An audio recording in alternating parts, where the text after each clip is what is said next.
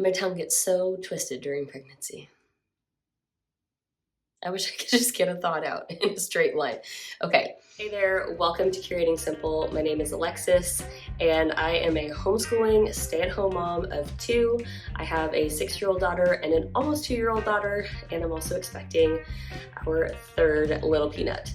In this video, I'm going to give you a tour of our homeschool/office room and also kind of dig into some of the organization that I have, as well as some of the systems and structure and curriculum that play into my oldest daughter's homeschooling. The little one right now, she just kind of tags along and does her thing and plays and gets into things under our feet and stuff like that. So we just kind of let her do her thing and involve her where we can. I do want to say before we get started, you don't have to have a dedicated room for homeschooling. You can literally just have a cabinet that keeps all your supplies, all your curriculum, and pull things out at the kitchen table as you need to, or even just lay out a blanket and do your things on the floor, or sit on a bed with your child and do homeschooling. So you don't have to have a space. We just happen to have this room in the front of our house, so we call it the front room. There's a lot of things that go on in this space.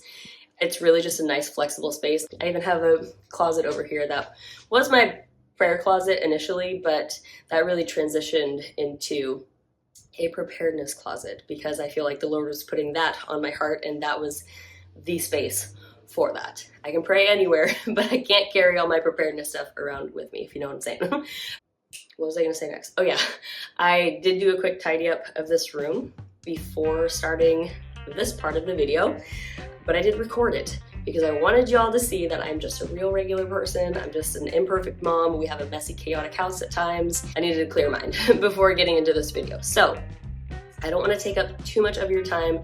I do hope you find something helpful out of this video. If you have questions, comments, just leave them down in the comments. I love reading them, replying to them, getting ideas from you about what kinds of videos to make because your girl wants to know.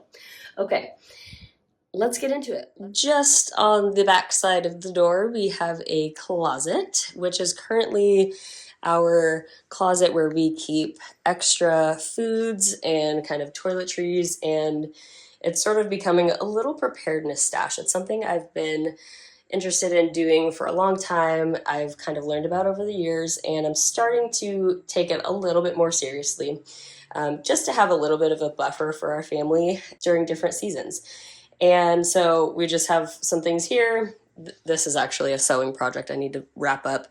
But this has just some food in it. And then we have a few like random larger items over here. This is a folding table that's nice and low for the kiddos, and just a couple little things back here. I would like this closet to have some sort of shelving system at some point so I can organize better all of our preparedness things that we are stashing away. Next to the closet, we have our whiteboard area, and this is just a little chart with the alphabet and some numbers on there for my daughter to reference. We do a little bit of work on this whiteboard. Some of her lessons ask her to do things on the whiteboard. This is like the main storage hub in the space we have here. On the side, this is just kind of my own personal bag for when I'm heading out of the house and I want to bring a few things with me, maybe some books or my laptop. I just kind of keep that there.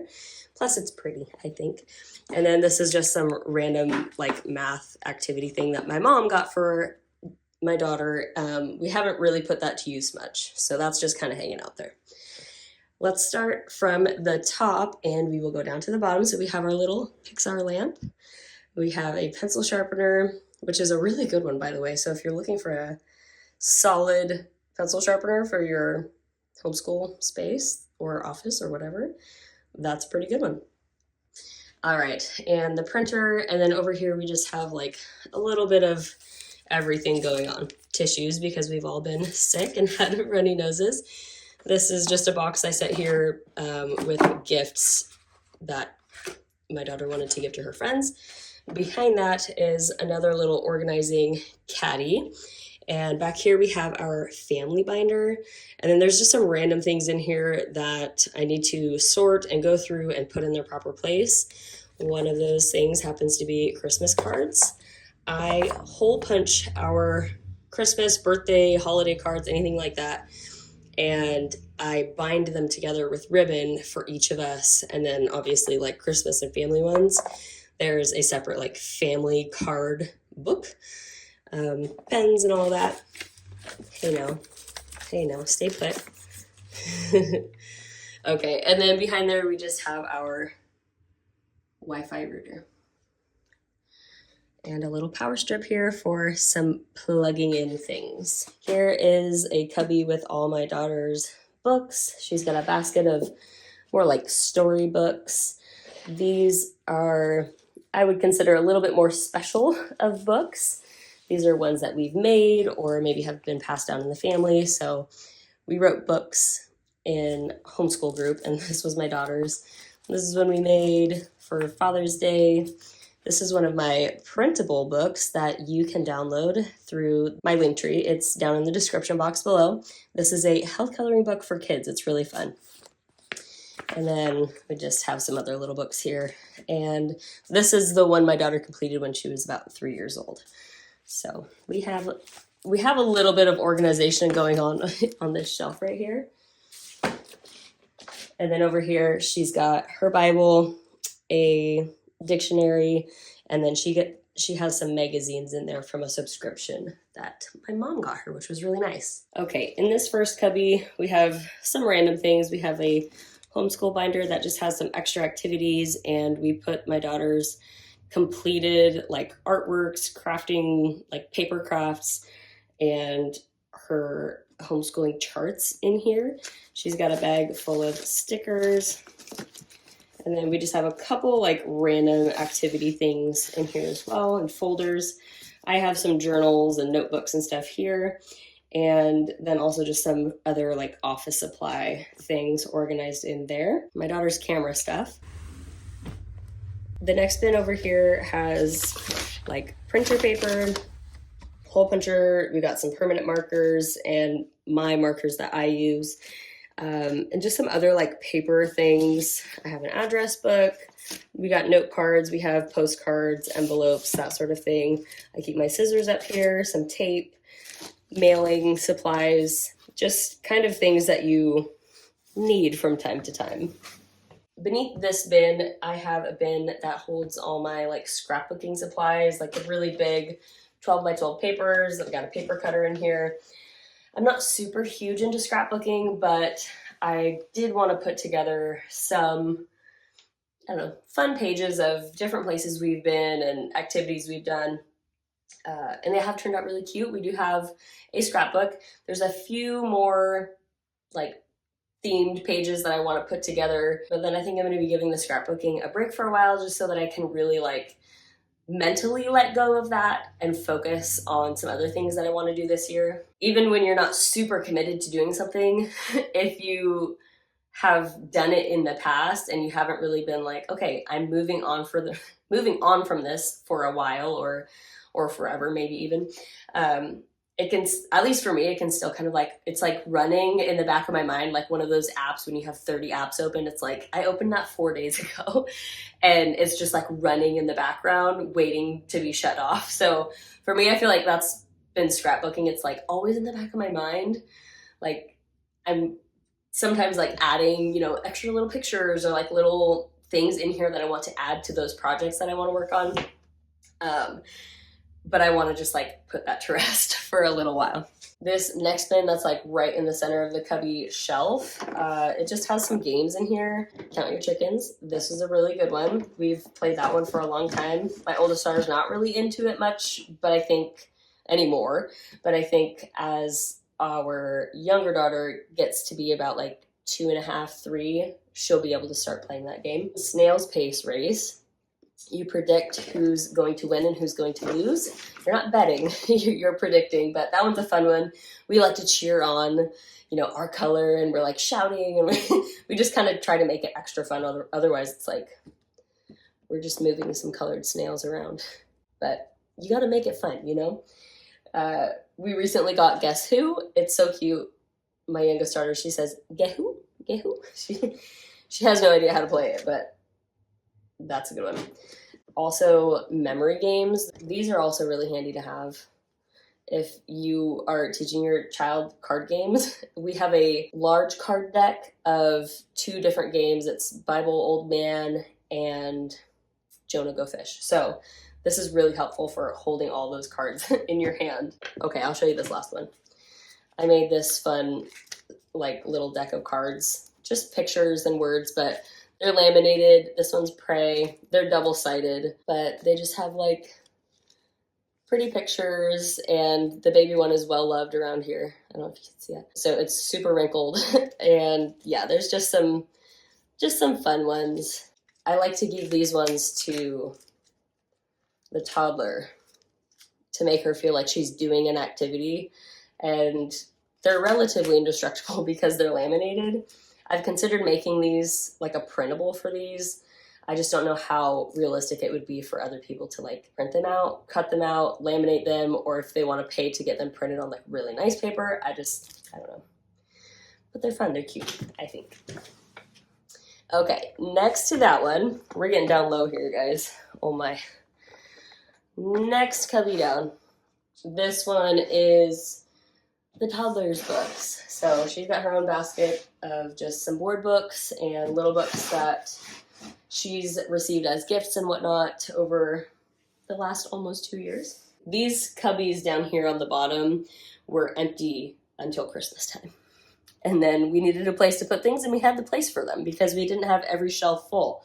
So we have our little like electronic Spanish English book, and then we normally keep like the Etch-a-Sketches in here. There's a little like play phone that the girls use. So just kind of our more like electronic kind of toys, or the toys that are like similar shape and like use. That's what we're keeping down in there. And then we also have another game bin. We needed another one because we got some more games and game-like activities for the girls for Christmas. So they got a USA map puzzle. Hi, sweetheart, give me just a moment. I'll open the door. A Pete the Cat game we have not opened yet. There's a farm big floor puzzle. Sadie got a really cute personal puzzle with her name on it. Some magnetiles, and what was this one? Oh yeah, this is a little bingo game. So we have yet to play those. And then this bin over here, can you guess? Instruments. We got some drums, an accordion here. I'll be right there, yeah. Xylophone. So we just keep those in there. That's our fun noisy bin.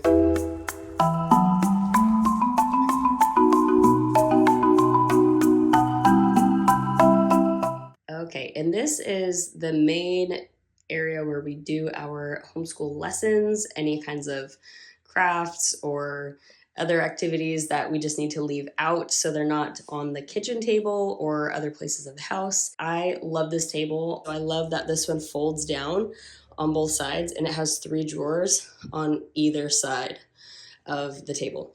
This table is from Ikea. I'll figure out which one it is, and I'll link it in the description below in case you're interested in getting something like this. Also, the chairs that we have here at the table, they're the same as the chairs we have at our dining table, so that if we have guests coming over, we can just take all these chairs and bring them out to the living room and the dining area, and everything kind of matches. That's not super important. That was just a decision we decided to, make and go with because it just seemed to make sense for our house. I do like the chairs. They're from Target. They're a Threshold brand. They're really sturdy and actually comfortable. They hide stains very well in this color, the gray color.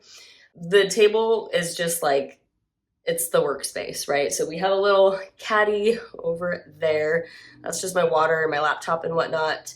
On the wall here, we have a United States map, and then we also have our daughter's, sticker chart. And then this is her subject chart. So every time she completes a homeschool lesson and she's had a good attitude and she's been cooperative and kind of like puts forth that positive energy to learn, that's one of our conditions is like, you have to have a good attitude towards this. Like she'll get a couple warnings if she needs them. But for completed lessons, she gets a sticker on the upper chart. And then whenever she does a subject for a lesson, she gets to mark in one of the boxes. And then when she gets to the end of that row, there's a star. And on that lesson that she completes, she gets to add an extra sticker to her sticker chart. And on her sticker chart, she's working towards a special treat, which is every like 10 squares or something like that. So I do have these charts as printables. So again, check out the link in the description below. The 3 drawers on this side of the table, which is where now she sits since we've kind of rearranged the room. The top one has her 3 supply bins and a bin with stickers in it for her chart. And the middle bin has some Play-Doh things, and right now the bottom bin is empty. I think there might be a little hand broom in there. On the other side, on my side, the top drawer is my drawer. The middle drawer is, I made it the fix-it drawer because it was empty. So little things and trinkets and toys and books that get damaged or broken and need to be repaired, they are going into that drawer because there are so many things that just break, or like they need one little piece glued back on, but you're not going to get, all the things out you need to do that right now. So you kind of like set it down somewhere or put it off to the side. I wanted that all contained in a spot. So we have a fix-it drawer. And the drawer beneath that is just nothing really. So it's good to have empty space in your space if you can achieve that, because having some flexibility in your space is really nice. Right now our house is feeling very full, but hopefully this year, if we get some storage system set up in the closet here, we'll have, again, more of that like flexible space. And it's not my intention to completely fill it up with just things. Like I want to be really intentional about what we're hanging on to. Let's take a look at this other corner on the other side of the table. This thing we have here on the wall is just a scarf that I had, and I figured since this is going to be our homeschool room and you are constantly, my daughter, making crafts and pictures and you always want everything hung up on the wall, I just figured, okay, we need like a dedicated spot in this room, and it's the main one in our house. There's a few things hung up here and there, but this was my best effort to keep those little creations contained to an extent. So this is just a scarf hanging by a few thumbtacks, and there are wooden clothespins here. And I just hang her pictures. If she brings home a leaf that ended up drying and she just can't let go of the leaf for whatever reason, we will hang it up. So, or even like little paintings she does if they need to dry, but we don't want to leave them down where somebody with littler hands is going to snag them and get paint everywhere. We can put it up higher and let it dry. So this thing gets a lot of use, and I actually just tidied it up yesterday. It was full of a bunch of things that it was just time to let them go. So I make that kind of a regular part of my like reset routine. Some of the things, the drawings she makes are really cute, and I'll keep it. And I'll put those things with her charts when they fill up, and we take them down and I put those in our homeschooling binder, just so we kind of have a little bit of like a record of some of the things that she's working on. And she's super young still, so it's not a big deal, but it's also cute to look back at some of those things and be able to see the progress she's made in like drawing people or drawing certain things or her creativity. So anyways, that's my solution for all the creative things that she comes up with. If they can hang here, they go here. And then again, she just has this little whiteboard. On the back side is a magnetic chalkboard. So that's really it on that side of the room. The last thing we have to look at is our curriculum storage filing cabinet. Okay, so this here is our filing cabinet that has our homeschool curriculum stuff in it. There are 5 drawers. It's pretty simple. So I'll just crack it open and show you what we have in here. But again, if you want a little bit more details about what we're using and why and how we kind of incorporate everything, definitely check out my other homeschooling videos. I think. So top drawer right here is literature. We are using The Good and the Beautiful, language arts, kindergarten level coursework.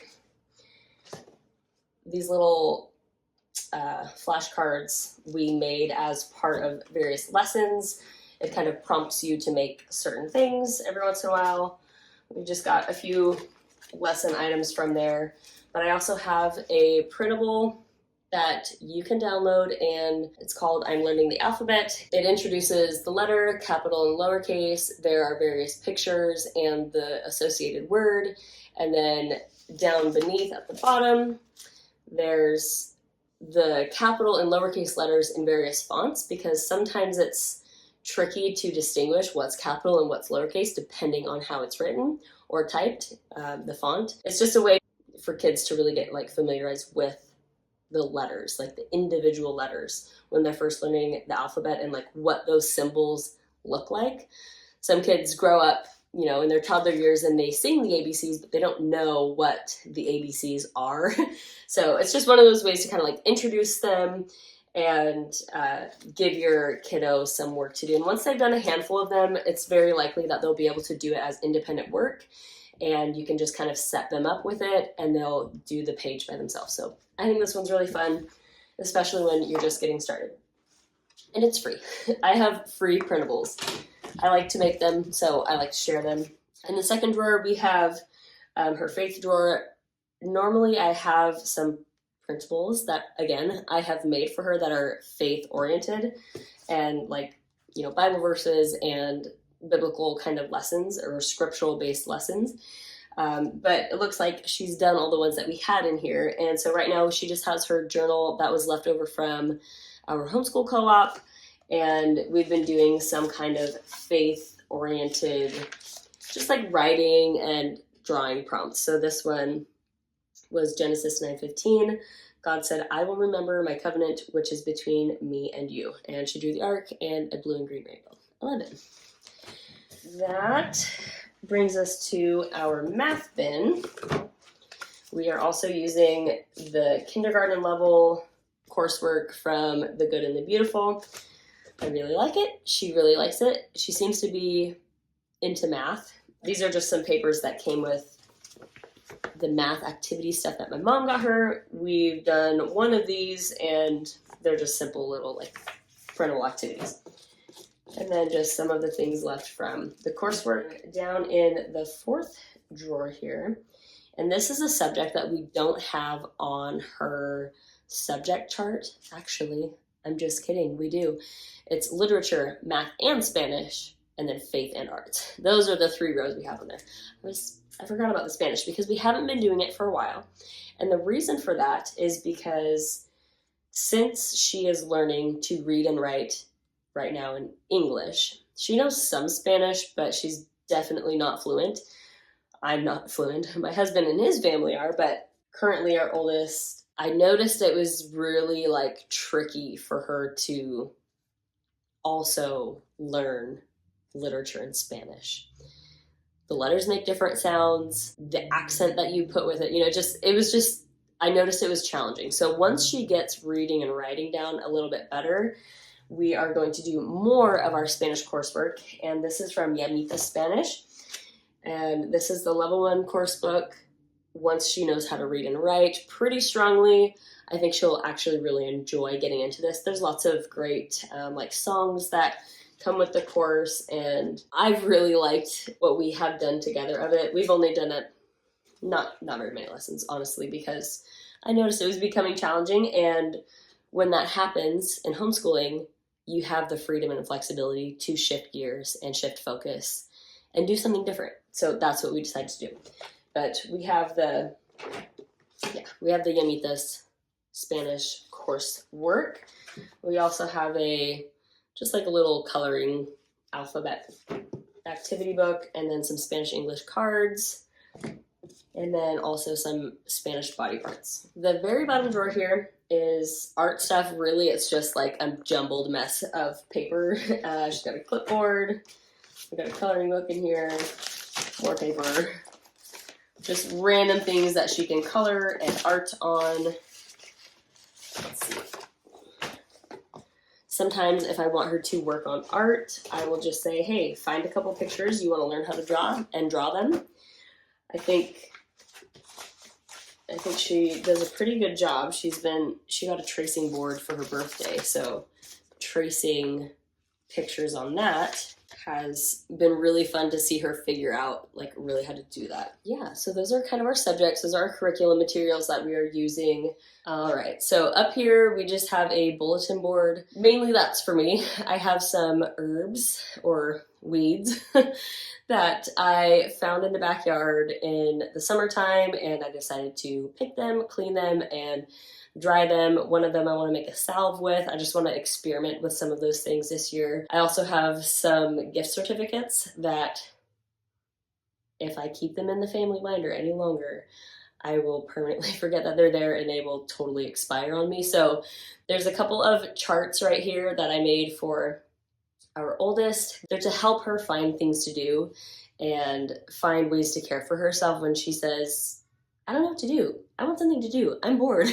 Or what can I do? So it's like, go look at your charts. Go see if any of those pictures on the charts inspire you to find an activity to do or a way to help yourself. Back over here in the corner, we just have the trash bin, and then we have a guitar over here. We had a big keyboard in this room for a while.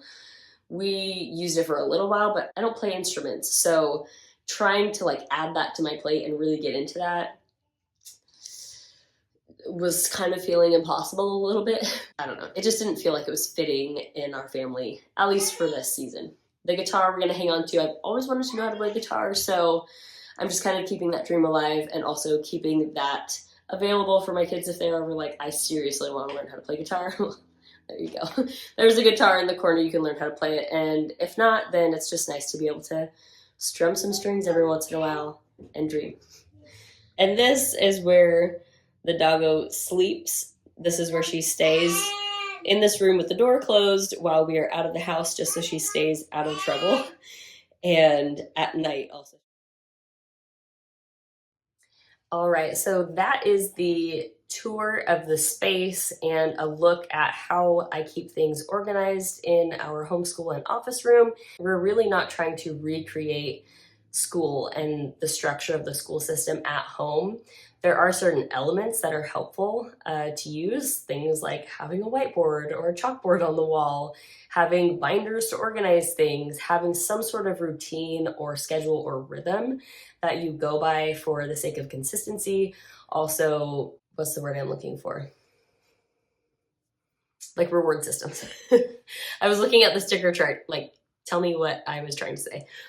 So I think it's definitely useful to incorporate some of those more like structured, traditional school type elements into homeschooling where they work for you and your family. I also think it's super critical that we don't get too stuck to any one way of doing things. We should absolutely be consistent. Sometimes it takes some experimentation to figure out what works, and what works is a little bit different in different seasons sometimes. So right now, I feel like our oldest daughter needs a little bit more of an emphasis alone on her literature.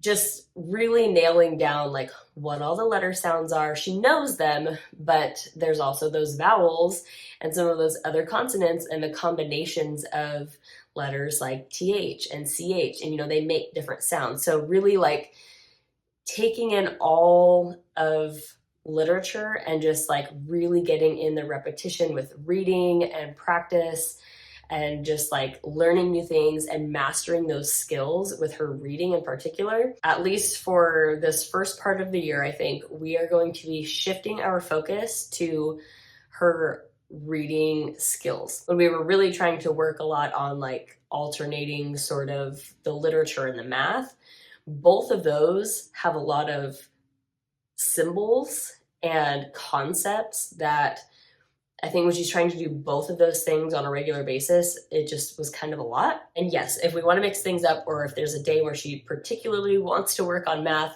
we can do that also. But the main emphasis for right now is going to be on reading. Right now, I think if we can just kind of drill some of those concepts and practice and master some of the things that she's learning, she's going to make progress a lot faster rather than working on a whole bunch of little things all at once and not quite mastering any of it. And then it's like this is a lot, but am I really getting anywhere with it? Like, I want her to feel like she's being successful with all the hard work that she's putting in to learn what she's learning. So.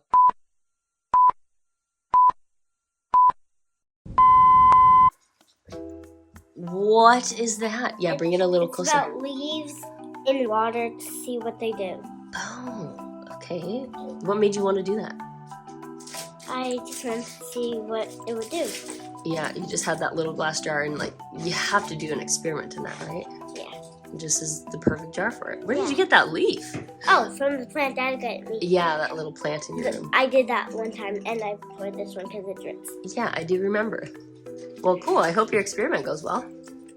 I'm just trying to see what it does. Yeah. It was an old leaf, so I'm trying to see what old and new leaves do. That's good. It's good to observe, right? And figure out what's going on. Yeah. Tell us what happened. I put it in the freezer, and I didn't know that it would break. So, when you freeze water, you should never put it in the freezer because the glass will break. Maybe you don't put it in a glass container, right? Yes. Maybe like plastic, because plastic will grow a little bit with the ice. Oh.